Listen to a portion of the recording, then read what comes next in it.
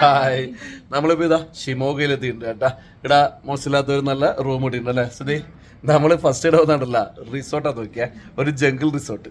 അപ്പോൾ അവിടെ പോകുമ്പോഴെന്ന് വെച്ചാൽ പോകുമ്പോൾ തന്നെ പേടിയാവും. ഒരു ഗേറ്റ് കടന്ന് കാടിൻ്റെ ഉള്ളിലേക്കൂടെ പോയി ആടെ എത്തുമ്പോൾ ഫോറസ്റ്റ് ഓഫീസറിലല്ലേ ആൾക്കാരിലായിട്ട് നല്ല കുറേ നല്ല റൂംസ് ഒക്കെ ഉണ്ടേ. പക്ഷെ എല്ലാം കാടിൻ്റെ ഉള്ളിൽ, ഒരു ബൗണ്ടറിയോ കാര്യമോ വേലിയോ ഒന്നുമില്ല.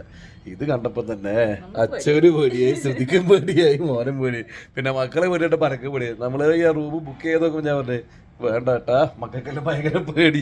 കാരണം പുലിയും മറ്റെല്ലാം ഉള്ള കടുകയൊക്കെ ഉള്ള സ്ഥലമാണെന്ന് കയറിയ കാരണം അതാണ് കേറ്റൂല. അപ്പൊ അങ്ങനത്തെ ഒരു സ്ഥലേ. അപ്പൊ നമ്മൾ എന്ത് ചെയ്ത് ആടെ നേരെ സ്കൂട്ടെ ഇവിടെ റൂം എടുത്തേ. പിന്നെ റിസോർട്ട് കയറി കഴിഞ്ഞാല് നമ്മളെടുത്ത സ്ഥലം ഒന്നും കാണുന്നുണ്ടാവും, നമ്മൾ അതിൻ്റെ ഉള്ളിൽ തന്നെ ആയിപ്പോ. അതുകൊണ്ട് റൂം എടുത്തിട്ടുണ്ട്. അപ്പൊ അടുത്ത് നമുക്ക് ഭക്ഷണം കഴിക്കണം, എന്നിട്ട് ഷിമോഗ മൊത്തം ഒന്ന് കറങ്ങണം. നമ്മൾ വിചാരിച്ചോളന്നല്ലേ ഷിമോഗ.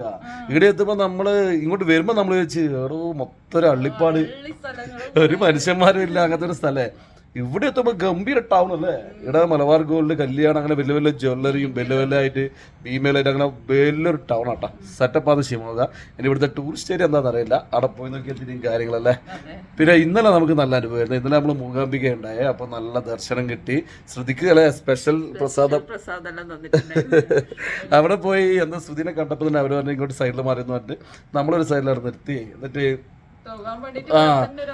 ഒരവസരം അവരാക്കി തന്നു. ചെറിയ തിരക്കുണ്ട്, എന്നാലും അവിടെ നിന്ന്. പിന്നെ പൂജാരി ഉള്ളിൽ പോയിട്ട് കുറച്ച് കുപ്പിവളയൊക്കെ കൊണ്ടു കൊടുത്തല്ലേ ശ്രുതിക്ക്? കുപ്പിവളയും കുപ്പിവളയെല്ലാം കൊണ്ടു കൊടുത്തിട്ട് അങ്ങനെ ശ്രുതി ഭയങ്കര ഹാപ്പി ആട്ടാ.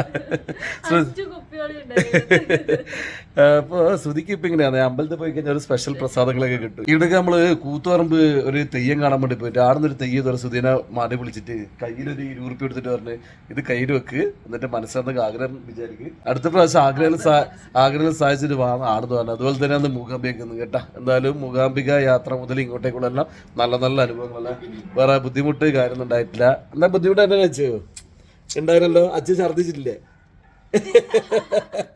എന്നാ തിന്നിട്ടാ ഛർദിച്ചാ പറഞ്ഞട്ടെ?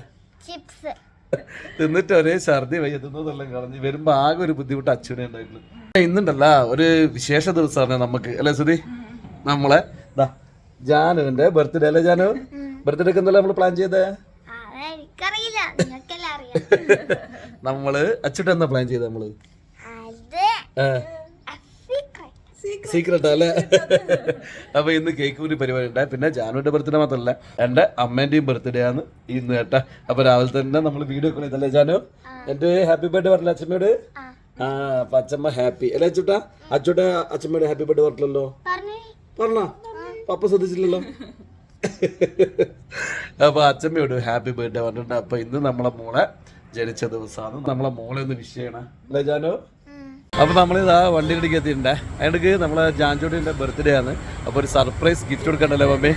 അപ്പൊ നമ്മളേതായാലും ഗിഫ്റ്റ് കൊടുക്കട്ടെ. മക്കള് വണ്ടിയിലുണ്ട്, കൊടുത്തല്ലേ മമ്മി?